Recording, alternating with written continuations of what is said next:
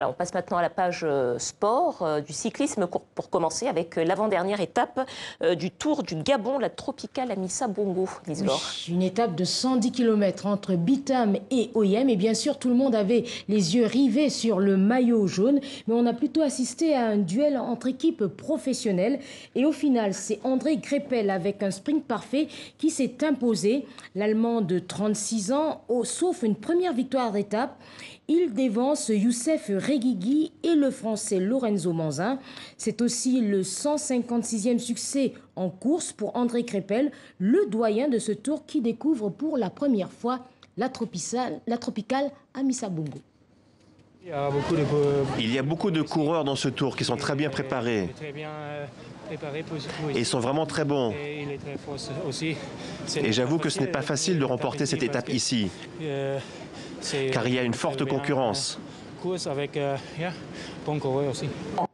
Bon, c'est une victoire d'étape, l'histoire qui n'a pas d'incidence au classement général, c'est bien ça? Oui, effectivement, parce que le maillot jaune à Nicolas Bonifacio a fini à la 7e place aujourd'hui, mais il conserve sa première place avec 16 secondes d'avance sur le Français Lorenzo Manzin.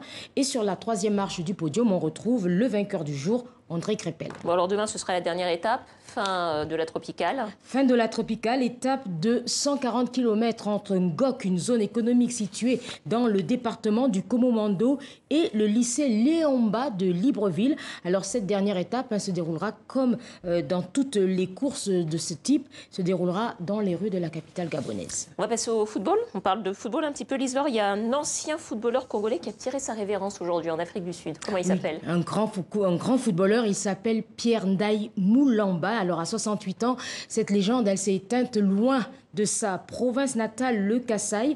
Alors Pierre Ndaye Moulamba, pour ceux qui ne le connaissent pas, c'était vraiment un attaquant doué, avec des dribbles incroyables, très adroit devant le but. D'ailleurs, ça lui a valu... Le Pelé de la RDC. Le Pelé de la RDC, voilà, ça lui a valu beaucoup de surnoms, Mutumbula, Volvo. Et il a fait la fierté de cette grande équipe du Zaïre, sous Mobutu, dans les années 70. C'est d'ailleurs grâce à lui, en 1974, que la RDC va remporter sa deuxième Coupe d'Afrique des Nations.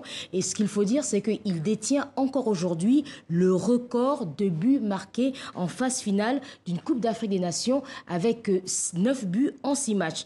Mais il faut dire, sa disparition, ça va laisser vraiment un goût amer parce qu'il est mort dans le dénouement total, dans la misère, dans la pauvreté, rongé par la maladie. Et souvenez-vous, il y a 2 ans, sa fille Sylvia Bilonda, alors que son père était hospitalisé en Inde, avait lancé un appel aux bonnes volontés sur notre chaîne. C'était en 2017 pour qu'il reçoive des soins médicaux adéquats. Son père avait un genou malade et risquait l'amputation. Il avait d'ailleurs déjà été hospitalisé en 2016 à Kinshasa dans un état préoccupant après un AVC. Je vous propose de le réécouter. C'était à l'hôpital de Ngalema en novembre 2016.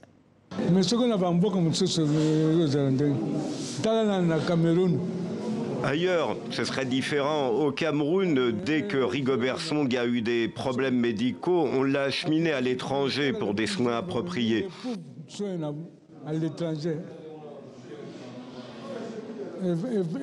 Ici, je suis en train de souffrir, je manque de médicaments. Ça fait 3 mois. Je manque de médicaments même dans l'hôpital. Je n'ai rien à manger, je suis affamé et avec tout ça, c'est comme ça que j'ai fait un AVC. Il faut qu'on m'aide pour que j'aille me faire soigner à l'étranger.